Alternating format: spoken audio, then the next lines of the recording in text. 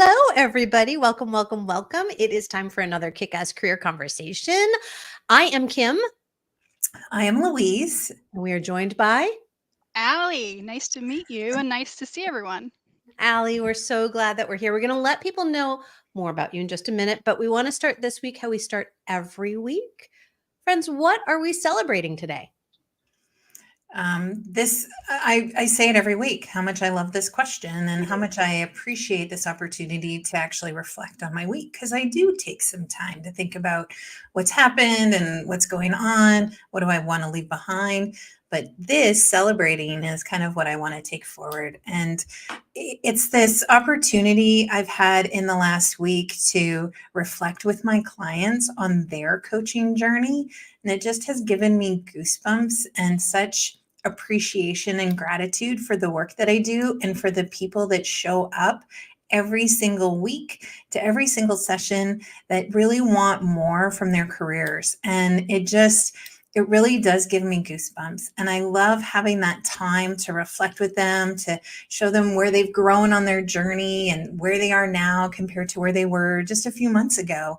And it's really a lot of fun. And I just get so much meaning and joy. Hey, look at me, I tied it into the title. But I do, and I just really want to celebrate and appreciate my clients, especially these last few that have wrapped things up with me. So that's what I'm putting into the space today. How about you, Allie? You know, that's amazing. When you talk about that sort of transformation, I'm reflecting on the fact that tomorrow actually is my oldest sister's birthday. It's sort of a big birthday for her, but it also marks the 1 year anniversary of my biggest transformation in my life. And so that's when everything took a huge shift for me. So, a lot of people say, oh, you celebrate that? And I say, yeah, actually, I do. Because it really is what led me to find my purpose in life. And so it's a huge celebration across the board. So it's a big personal celebration for us, in so many ways. Love that. Love that. Thank you for sharing that. I'm celebrating shifting energies with the Aquarius new moon and the Lunar New Year. You're welcome for your bit of woo. I am though. I do feel it when things shift, and just to go deep for just a second here, to like see on paper that what is happening in the skies has never happened before in our lifetimes is really exciting for me, because that does mean for those of us that are aligned and we feel it, we'll actually get to play in a new way that we've never gotten to play with that energy before, because it's never existed before. And those that are not attuned to it, it's still happening. So it's kind of cool. So that's what I'm celebrating. I'm celebrating stuff that's happening in the cosmos and how that affects us here on planet Earth. So that I just lost my train of thought because I'm so excited about it. There we go. I'm just going to go right on to tell people, Allie, more about you. And this is why doing things live is super fun, because when you lose your train of thought, you look fun. I love it. So Dr. Alexandra McDermott, or Allie, Yes. is an award-winning global leader, international book publisher, and motivational coach. She is most recently known for her work Reframing Despair, going from stuck to unstoppable in fearless female leaders. She is also publishing 2 more stories in collaborative books this year as well. She's the founder and CEO of Pen Crown Publishing and McDermott Leadership, where she helps people define and redefine their purpose and lead the life of their dreams. She was recently honored by the Marquis Who's Who for her entrepreneurial success, received an Outstanding Leadership Award by Education 2.0, was recently named the Top Global Leader 2023 by the International Association of Top Professionals, and received the distinction of Top Global Icon 2023 by Passion Vista. Allie is now living her dream life in Southern California with her twin girls, sister, and 2 dogs. Allie, we are so glad to have you here and so excited to learn more about you. Did you see my face? I was like, what? Who are you? And she's at our table, right? Thank you. Whew. Smoking, all kinds of things wrapped up into there. And Thank you. I'm I'm really, really curious. So like you have really leaned into the space of really helping others kind of design their lives, their careers to be what maybe they only imagined or maybe what they could never imagine. How has this played out for you? Like, did you always think you would be in this place with this smoking hot credentials and this business that's on fire? Like, tell me, Allie, what that has been like for you. That's a great question. And I did not really realize the power of storytelling until I told my story. And Mhm. so I mentioned it tomorrow. So a year anniversary of really, I mean, I was in such despair about a year ago.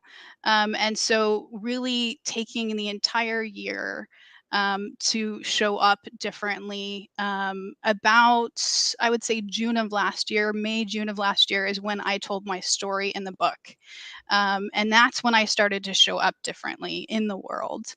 I ended a 25-year relationship, starting a year tomorrow, which was really difficult, unraveling that, chronic, undiagnosed medical condition, lots of stuff was told in the story.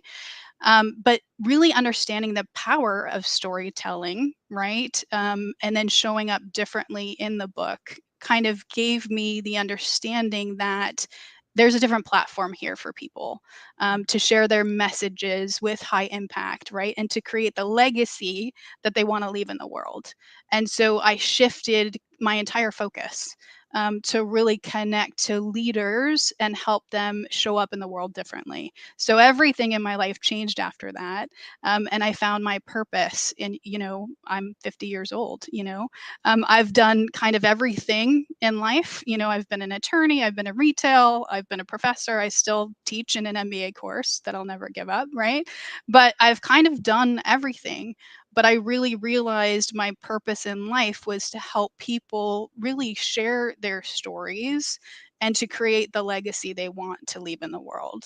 And that didn't show up for me until the middle of last year. Wow. Yeah. I love Louise's face. For those that can't see Louise's face because you're listening to this on audio, like she is all into everything that Ali is saying with like this slack jawed, wow. Yeah. I mean, because like that purpose that we connect to is so important. And it really can drive us to a place where we never ever imagined. Like, what do you think? Like, I know you had this transformation.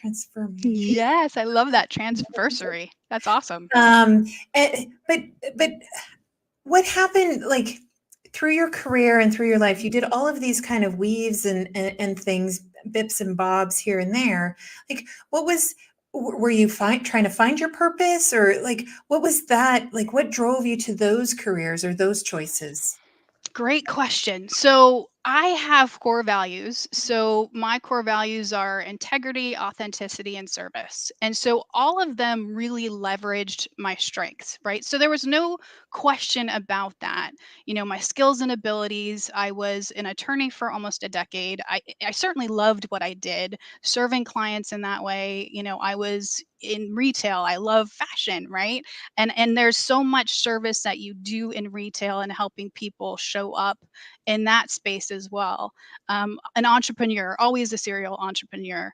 And so education, loved being, an educator at USC with my global leaders and connecting to them as well. So much service, in that as well. But there was always a little bit missing for me, in terms of, that connection point, I guess, that joy maybe, and so for me it was moments of happiness, and I've done so much research on this. I research everything. So there were moments of happiness in these different careers for me, which is sort of that state of mind versus that sustained sort of, being, right? And I was looking for that sustained being, that joyful presence. And so what I found through storytelling, that platform, was I could really leverage that platform with people one-on-one and help them share their message in all of these different sort of, empowering ways. It didn't have to be just one thing, one industry, one cause, certain things, all of the different leaders, for example, in our book, Unstoppable, The Rise of Female Global Leaders, that one's going to drop April 19th.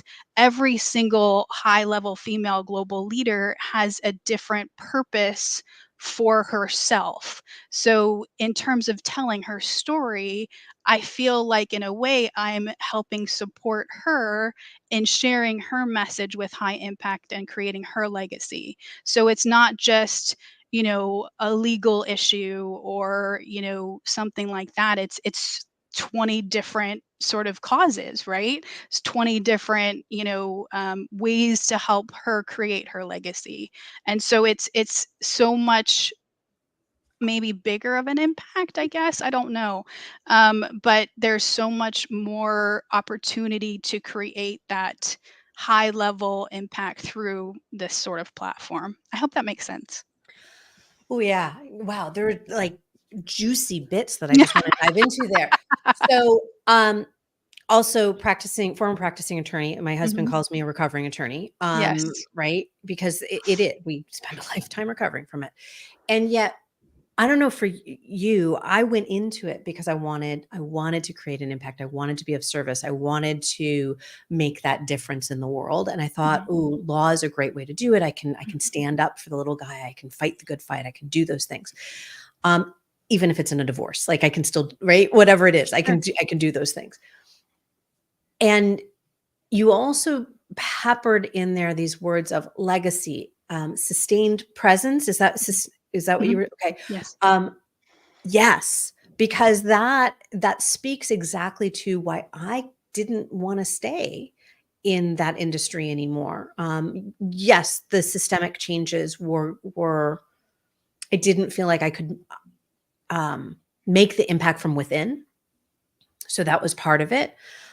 It was also who I wanted to be in the world, what I wanted out of my lifetime, and I was not getting it staying in that industry.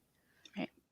And so allowing ourselves to, because I have very dear friends who are still in the industry and they are, that fuels them. It fills their soul. It does give them meaning. It does give them joy. And so for us to each define that for ourselves and to understand that we are actively building our legacy with every step we take. Like I said, there's just so much juiciness there. Those are Mhm. just some of the bits and bobs that popped out at me in what you were sharing. When you started on this process of redefinition for Mhm. yourself, Mhm. did you go about it from this place of like, were the words meaning and joy or purpose and joy, were those the words that you were using that you were like trying to center in on? So I've always been a researcher. I mean, so, even as an attorney, it was finding the needle in the haystack, right? So, and I was on defense. And so I can tell you the moments where I just couldn't do it anymore, right? Mhm, There were cases I was on where I'm like, this broke me. I can't stay in this anymore, right? And there were particular cases where I won and I thought, I really can't do this anymore. mhm, And so I transitioned from that career right into opening my own practice. And so I have very specific moments in my life where I knew the transitions from one career to the next happened for a reason. So, to go from that to, fast forward to now, being a researcher, looking at specific words, yes. So, in terms of my transformation, I knew there was a difference between happiness and joy. And I wanted joy, and I was committed to joy, right? I did not want the Polaroid picture moments. I mhm, knew I was very unhappy for a really, really long time. So, in order for me to achieve joy, I always felt empowered. How am I going to do that? What does it take? Right? I always taught my students as well. And so I had the benefit also of being, a professor or researcher during, my years at USC. For 6 years, I taught leadership, org change, and economics. And so I would show up every term with different research for them as well and say, okay, let's look at this, in leadership and things like that. And so I would show up with research for them to help guide them in their careers and their lives. And we would talk often after class as well, right? So, how can you have more of this in your life? And so it's not a huge transition to go from that to what I'm doing now. Mhm. And so, I would show up and say, okay, to achieve, this level, of happiness or joy, you need to do these things, So one of the things I was really big on was trust. So I became a scholar of trust. How do you achieve trust, right? And so one of the best books I've ever read is The Trust Factor, right? Which relies heavily on the hormone oxytocin. And so that was something I taught very often is how do you build trust on your teams and things like that. So, looking even into the minutia of, how to create that in yourself holistically, right? Dancing, dog memes, things like that. Because again, for me, I was miserable. I was so unhappy. So how do I get myself from crying on the shower floor Mm. to showing up? Because I can't do this anymore, right? I cannot have this life anymore. I have to show up. It's time for me to show up, right? So, how do I do that? How do I get myself unstuck? And if I can get myself unstuck, I can do it for other people, right? So, I figured it out, right? I was able to do it and I was able to do it with vigor. And I decided, you know what? I can do this. I want to do this. I'm going to show people how to do it. So again, it's that whole idea of anytime I'm encountering something and I think it's going to help somebody, I do the research, I show up, I talk about it, and I say, here you go. Here's a gift. I'm going to be vulnerable here. This is what happened to me. And here's what I can share with you. And I am that term that you put in the middle there of becoming a scholar of trust. Mhm. Like, wow, that gave me goosebumps when you said that, because I think for us to look at our own lives, right, as you were doing, right? I Mhm. couldn't be on the shower floor anymore. Could not do this. I need to do, and being a scholar of trust, where are those elements that I can pull in for myself, and not just doing it for yourself? Like I that's what I also heard Mhm. was, yes, I need to get myself up off the floor, and I need to do it not just for me. Mhm. Yeah.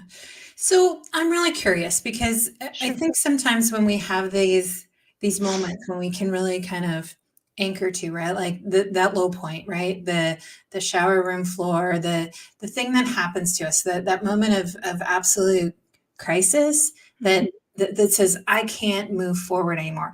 I am unhappy. I don't even have moments of happy Mhm. anymore because that's all disappeared. And so there's that having that moment of crisis. But what about for those folks who don't have that moment of crisis, who are stuck in just moments of glimpses of happy? Because I think sometimes glimpses of happy keep us stuck Mhm. from really being in a line and designing this life of meaning and joy, because we're like, it's fine. I'm Mhm. happy once in a while. It'd be okay. So, what do you have to say, like, to those folks who are kind of like stuck in this vine? Like, if we knew they had a crisis moment, they would absolutely, right, be able to, with help, grow and transform themselves. But what about these fine folks? That's such a great question because that's inertia, right? You keep going until you're acted on by an outside force, right? I mean, that's physics. Yeah. And so, and that's, I agree, not a great life either, right? It's an okay life. And so, whose job is it to tell someone? you're not living your best life. And that's a difficult conversation to have.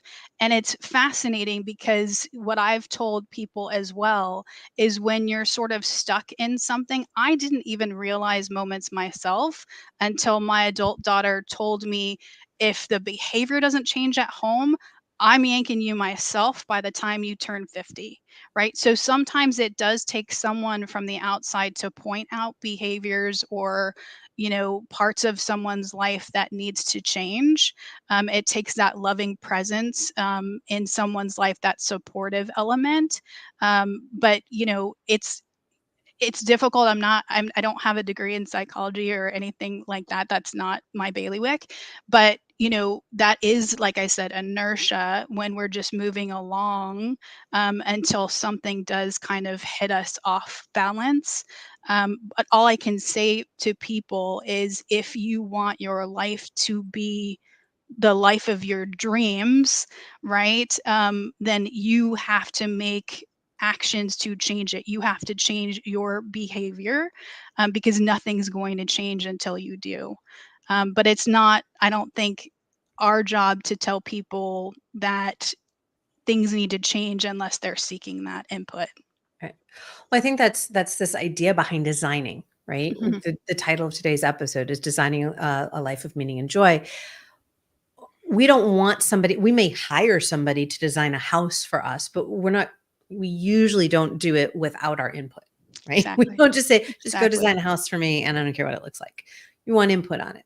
Right. So when we're designing our lives, right, the number one voice at the table needs to be ours. And we can't design it because somebody else has said, nor I don't like using the word should, but this feels like a really good place to put it. Like, don't do it. Don't let somebody else tell you need to design your life if you don't want to Right. in a different way. If you want to, there are ways and there are people that can help you do it. Exactly. What I'm hearing. Yeah. Yes, absolutely. Yeah. It's interesting. I love what you said around like, if you want the life, like that dream life that you dream. I know very few people that wake up and say, I dreamt a fine life, right? Right. Like we have bigger visions for ourselves. We have this bigger purpose. And I believe we all know what we all know what it is, but we lose connection with it, and then we become a little bit complacent and we give up control a lot of time and just say, okay, well, I'm just going to bop along here and do it because it's okay, it's fine. But we're talking about like the dreaming the big dream and how you bring that closer to Right. yourself. I do think that there are moments, though, where I can even admit here that there are times in the last 25 years, and I reflected so deeply on it, where I should have left and didn't. And I did bop along, right? And I was just sort of keeping the peace, or convince myself, rationalize, did whatever the case may be. I wasn't going for the dream life. I convinced myself it's better for the kids to be the shield and sword here, whatever the case may be. And I probably mortgaged years, maybe decade, right, um, doing that. um, and so it takes someone really, it could take someone, I should say. It could take someone a couple of years, months, whatever, again, resources, things like that, a while to process what's right for them, what their needs are. Everybody's situation is different. What I recommend people do now is what I call sort of a life audit, is really to look at, their needs, their goals, things like that, because things are not going to change unless you are intentional about it. And I wish, of course, that I had that sort of period of reflection. Maybe things would have been different, but, I had an adult son who begged me to leave probably a decade ago. But had I left, I wouldn't have my twin girls who are 10. So everything, I sort of have this belief, going woo woo a little bit, everything happens for a reason, right? And I wouldn't have my beautiful girls, or even maybe my beautiful life now, if things had been different. I wouldn't have learned all of the amazing lessons that I learned had things been different. But again, conducting this sort of life audit quarterly, looking at things in your life. Are they optimal? Are your relationships optimal? Are you doing what you want to do for your career? I've created a framework for my leaders in my book to really look at their physical needs, their mental needs, their emotional needs, their spiritual needs to lead to the life of their dreams. It's an assessment. It's 1, 2, 4, 5. There's no 3. You can't show up in the middle. But it's really to assess, and there's 3 categories underneath of those, and tons of stuff to look at. But it's really to conduct this assessment about their lives in those 4 different categories. And hopefully they do it quarterly, but are you leading the life of your dreams? So there are so many things you can do intentionally to look at your life, right?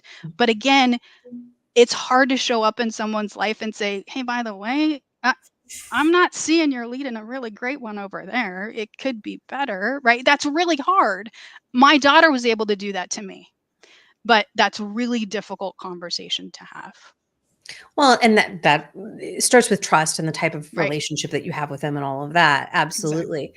Exactly. So I primarily work with founders and entrepreneurs, and it's the same thing, whether it's in our lives, and actually the way we do it is it's a life business blend. And it is a quarterly review and reflection. That's awesome. And Louise, you and I talk about doing reflections and assessments all the time because they give us a snapshot. Right? They give us that moment in time understanding. Now, could it and is it likely going to be different 3 months down the line? Sure, if you're doing something. And you don't have to always do something to make forward momentum. I think that's also, there's this this misconception, but it's also a misaligned pressure that we put on each other in society, particularly those of us that touch the coaching world and leadership development world. Like, momentum is not always linear. Momentum doesn't always mean a step up growth. Right? Momentum means something is changing and that you are having some sort of hand in the change that's being made, right? There's some intentional step that you're taking. Allowing ourselves the time to stop, to assess, to reflect, to dig into that on a regular basis allows us what we did at the beginning, that celebration, right, Louise? It's why you love doing it every week and why you love doing it with your clients. It's that place of like, stop, take a quick look so you actually know what's happening. Because without that, that is where we get into that place of meh, right? It's fine. It's fine. And it is absolutely fine to live a fine life if that's what you want. That could be somebody's dream life, right? I don't want to minimize that for people who don't have it even fine. And we do give away our power, and we forget that we get that opportunity to, all of us, regardless of situation, we get an opportunity to reflect, assess, and make decisions. It's called personal agency. Right? Yes. We get to have some ownership over our lives, even if we don't have ownership over our circumstances. Yes. Yeah. So I had this client today. I'm going to share a little story. Who it was our first introductory call, and so she knows that there's something going on. That's why she reached out for a coach. There's some kind of change or something that she wants in her life, and I found it so surprising because at the end of the call, because she's talking about career growth, right? Career planning. How do I get from here to there? What is there? And she said to me, I didn't think this would be so much self-reflection. And it caught me off guard a little bit, because that is the core of, I think, of designing your career path, designing your life towards whatever it is that you want. It starts with the core. It starts with that self-reflection. It starts with the foundational pieces of who we are on the inside. And yet that this person came to me very much like, tell me the goals, what are the actions, and let's get going. Fascinating. It's that shortcut, right? It's the shortcut. We want the shortcut. We want because we see the emails, we see the memes, we see the things in our streams on whatever social media we're on of this idea of, right? In my world, it's a lot of entrepreneurial stuff. So it's right. Get to $100,000 in 60 days. Get triple your income in 30 days. Whatever those things are, we want those fast things, which they're not real and they're not sustainable. To go back to what Ali, what you were talking about, kind of finding that sustainable presence. And I find it fascinating because the people that show up in my world that want those fast results, there's so much pain, right? I find that there is, and it may not be what we would call trauma, but so much pain and so much systemic conditioning that has occurred. Now, I primarily work with women. I have worked with people across the gender spectrum, but I primarily work with people who identify as women. And I was just having this conversation in my container earlier today, is this idea of doubt, right? So many of us show up with this idea of doubting ourselves because we don't actually listen to ourselves. And when our little internal voice, our highest self, or that pops up and gives us that ping of information, we automatically push it down and say, no, because we've been conditioned to be that way. And so having people show up who are like, wow, this is a lot of self-reflection. I can imagine for her that was really scary. And just don't make it painful. Right. Not that I'm not saying, Louise, don't make it painful. Like that may be what, like, this is scary. I don't know. Because so several clients this week all said the same thing. It was like, we get into this crunchy place for them. And I say, well, what's that block in your way? And what's the answer we always hear? I don't know. And I come back to them and I'm like, I bet you do. I bet you're just afraid to put words to it. And so I'm curious if that's not what also, it's like this place of self-reflection means I have to put words to something I don't want to put words to. Right. Oh, you're being bit by a cat. Oh, no. I think too, in this space, a lot of clients and people feel like there's a big crossover almost between therapy and coaching, and it's hard to kind of explain to them, look, some of these things are above my pay grade. We're not going to do that, but there is a feeling that there has to be, some sort of guidance toward, hey, you know what? There's an opportunity for self-love here. There's an opportunity to really engage in, some positive self-talk or positive mindset, or, we're coming from a negative bias, or, and so some of it may sound like a little bit of therapy. It's not, but I think there is maybe a feeling of that sort of deep work that has to be done that may feel like that, but really shouldn't be cast in that light. Yeah. It's therapeutic without being psychotherapy. Right. Exactly. Because as you said, you're not a psychologist, neither Louise or I are psychologists. And yet we are scholars of human nature. Right. And so having that understanding and understanding that a limiting belief sounds different than your intuition. Right. It shows up differently in our body. And those blocks look like, there are actual blocks that we come up against. And then there are the blocks that we've created for ourselves, and they sound and they look and they feel different, but it takes a lot to understand that. And so that is the language that we use, because it is therapeutic, but it is not psychotherapy. Right. Yeah. And I think too, Ali, you said it earlier, is that I think sometimes we get into a place where it's like the answer is out there. Right? Like, so when we talk about kind of designing your life, we look at, okay, but what designs are there in the world? We do this for home I do this for floor planning all the time. Pinterest is full of them. What does this floor plan look like? What does this floor plan look like? How do you build this house or this house or this house? And so I think oftentimes for our careers, for our lives, when we know something, we've outgrown our space and we're looking for something more, we know, right? We have that feeling, that instinct, but yet we're like, but what could that even be? So we look elsewhere. We look to other people's designs. We look to other people's lives, other people's careers, other people's relationships, looking for an answer. Absolutely. Yeah, but that's where we get our doubt from. And that's where we shut down our own intuition. And that's where we stop it.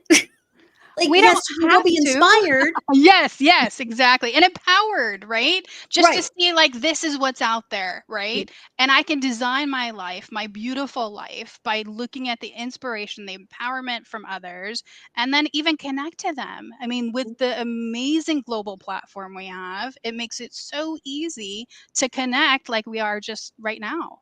And so I look at it so differently, and I wish people would really adopt this frame, is reach out to people you're inspired by, you're empowered by, connect to them, because there's so much opportunity in that. Yeah. Just don't compare yourself to them, because you don't know. No. Like, we don't know. No, but there is no person on this earth. You have twins. They are not walking the same life. No, I have 6 kids, and no, none of them are. There you go. So we keep thinking, well, if they built this, I want to build that, so I have to follow their steps. But they don't have your knowledge, your wisdom, your brilliance, your pain, your joys, your suffering that you are bringing forward. They have their own. So yes, you can use it as inspiration, but like when we design our own lives, when we design our own businesses, when we design our own careers, when we design anything, look for inspiration. Connect with those that inspire you, and then allow yourself to dive into what fills you up and your intuition and internal inspiration, because that's where your dream life comes from. Absolutely. And I think there is this debate about, and not to go into the whole social media, but like this fear of missing out and, comparing yourself to others and things like that. And I always joke, because I'm like, show up vulnerably as much as you can, so that you can have these authentic connections with people. I'm like, text me over the weekend. I'm in my Yoda pajama pants, like in a sweatshirt and a baseball cap, right? So I'm like, it's totally different, but you've got to show up. That's why it's authentically making those connections, right? So that you can empower others, right? And that's the whole basis of trust, right? That's the whole scholar of trust piece, right? So that you can make those authentic connections. Love that. I love that. I did. I looked at the clock. I looked at the clock. That time went really fast. Yes. This has been such an amazing conversation, and I think it's one that I hope people are having outside. Like, if you haven't had this conversation before, be inspired by our conversation to go have your own about what it could look like, and who you can be inspired by, and who you can connect with to create what you want. I'd love to know, like, in this context of, particularly because we're talking about kick-ass careers here, it's like, what would we want people in terms of the work they're doing in the world? What would we want them to take away from this conversation today? I love the idea. We talked about trust, right? Cultivating trust, and that's cultivating self-trust too. Right? And trusting in yourself that you are actually a fully capable designer, right? Looking for inspiration or whatever that looks like to create your own design in your own career, and just being able to lean into that a little bit more. Everyone is fully capable, lovely humans that have that ability within them, and to lean into that trust. And although you might look for inspiration out there, you're making your own way. You're building your own career path. You're designing your own life. Yeah. Allie, how about for you? I love that. I really feel like people do know if something's missing, right? I did sort of know my whole life that there was a little piece missing. And so if you have that inkling, reach out, get the resources, talk to Kim, talk to Louise, because there is support to help you find your purpose in life. There's so much research out there that says if you don't know your purpose, you really can't find the joy, right? And so really do, if that piece is missing, really do work with intention to find your purpose in life so that you can lead the life of your dreams. Mm. I love that. Yeah. And I'm so stuck on the scholar of trust thing. That one hit me hard because so be a scholar of fill in the blank, Right. right? What is that guiding value? I call them dedications, which is I believe a layer under, like a layer deeper from values. Where what are you most dedicated to? What are you most devoted to in this lifetime? So become a scholar of that. Become a scholar of that thing that is your centering force. Because it sounds like, Allie, for you, trust became that centering force for yourself. Absolutely. Yeah. So I love that. Become a scholar of fill in the blank. I don't know. Louise, what are we going to become scholars of? Ooh, I don't know. I feel like you're like a scholar of curiosity. Ooh, maybe. Yeah. I like that. I'm going to chew on that for a little while. Yeah. I have to figure out mine too, because that's my multi-passionate self. I'm like, I'm a scholar of everything. That's not true. All right. Allie, where can people find you in the world if they want to continue this conversation? So I think the best way to connect is probably LinkedIn. I connect with virtually everyone. So really LinkedIn is, I'm going to say, just go connect with me there. Perfect. And we will include, I think we already did include your link in the show notes, but we'll make sure it's there on the back end as well. Do you have anything going on in the world, like any launches? You said April 19th. So do you want to talk a little bit more about that? Yeah, so Unstoppable is Unstoppable, The Rise of Female Global Leaders. That's our book. It's going to launch April 19th. We have a lot of collaborative book opportunities if folks want to share their message with the world. So, again, just connect with me if something's of interest and that's what you want. We have life-changing leadership and shift and unforgettable guests, lots of great opportunities. But again, LinkedIn is the best way to reach out to me. And I'd love to connect with people regardless of whether they want to tell their story or not. I just love connecting with folks. Beautiful, Allie. Thank you. Louise, what do we have going on? Well, if you want to connect with us, you can find us on LinkedIn. You can also find us at yourkickasscareer.com. That is where you will find events that are coming up. For instance, we have our little mini micro class series every 2 weeks. So February 22nd, tune in for micro rituals. This is where Kim and I give little tiny tidbits of information for you to make big changes in your life. Coming up next week, my friend Carrie is going to be joining us from the beautiful city of Regina, way over in Saskatchewan. We don't talk about For that. those in the US, that's in Canada. We're going to be talking changes a process, not an event. It's also not a process, but we'll talk about all kinds of things next week. So please join us. You can find us here live on LinkedIn or YouTube or wherever you see us, or you can catch us on the replay wherever you listen to podcasts the most. What else? Anything else? You did it. Check. Thank you, Allie, for being here. We are so glad that we had this conversation with you today. We're just to get to know you just a little bit more. And I'm sure you'll be hearing from both of us to continue the conversation ourselves. Thank you. It was amazing. Thank you so much. Thanks, Allie. Everyone, take care. Okay. Bye, everyone. Bye for now.